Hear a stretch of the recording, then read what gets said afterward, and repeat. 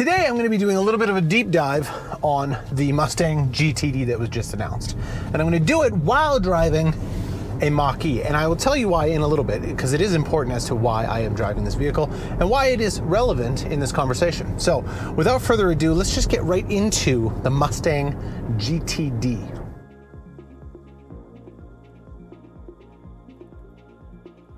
Before we really dive deep into the GTD, I should explain what it is. The GTD is effectively a GT3 car for the road. GT3 racing are spec cars by different manufacturers that are built for one purpose, and that is to race, and that is to go fast on a track. But when you remove the track and you take one of these cars and you build them for the road, all the regulations and scrutineering that you need to follow in order to compete in these GT3 classes disappear. Ride height, tires used, active aero, all these things, they don't matter anymore, so you can go crazy. And that's exactly what they did. This has freed up the Ford team to make arguably the most audacious Mustang ever built. It will have a 5.2 liter V8 supercharged with a targeted output of 800 horsepower. Now, over the last couple of years, we keep hearing this is the fastest, most powerful road-going Mustang ever built. And they just keep saying that because they keep building them. It's absolutely crazy. This thing is beautiful. It has a bespoke carbon fiber wide body to keep the weight down. It has a GT3 style wing coming off of the C-pillars on the back with active aero to help you aid in cornering. It has a dry oil sump system to keep the engine and all the internals lubricated when doing heavy cornering. This thing was designed and built to drive fast.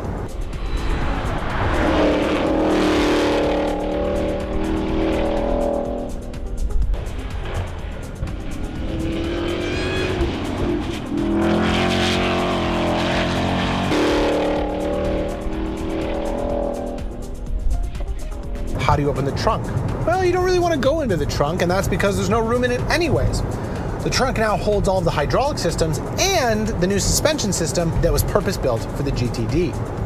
That rear suspension features an integral link pushrod and rocker arm architecture, where the inboard adaptive spool valve shock absorbers and coilover springs are arranged in a horizontal cross pattern and integrated with a strong, stiff, and weight-efficient motorsport-style tubular subframe.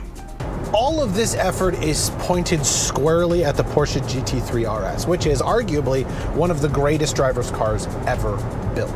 That thing is bred for one purpose, and that is to go fast on and off of a track. So Jim Farley, Ford's CEO, he races cars. He's a car guy through and through. He's not just a businessman. So when he comes out and says, I will take any manufacturer on in their car, you let me know time and a place, that's got some weight behind it. That's some pretty serious call-outs. So it'll be very interesting to see these cars go toe-to-toe. It's a Mustang.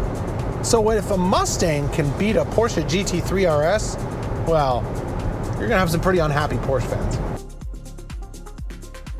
The GTD was designed in a metal shipping container behind a wind speed tunnel on one of Ford's factory grounds. Now that is very akin to how the GT was designed. The third gen GT was designed in the basement of one of Ford's buildings in Dearborn. Now, obviously they do this because they want to keep it a secret, but these skunkworks teams for Ford are creating some of the most ridiculous vehicles behind the scenes in some of the most desolate, unused places on Ford's grounds because they want to keep it a secret until they can reveal it to the public. And that's exactly what they did. The population understood that a GT3 car was going to be in the works, but did they know it was going to be this? Did they know it was going to be so incredibly hardcore that they were going to be calling out the likes of Porsche? I don't think so. They did a fantastic job keeping that under wraps. And now on to why I am driving the Mach E and why it is so important. This is a very important player in this conversation because of one reason. This platform has freed up the Mustang to be what it's supposed to be for the foreseeable future. All the Mustang's competition, the Camaro, gone. Challenger and Charger, electric. Corvette, they're doing their own thing. I don't know. But this has freed up the Mustang to be a muscle car for the foreseeable future.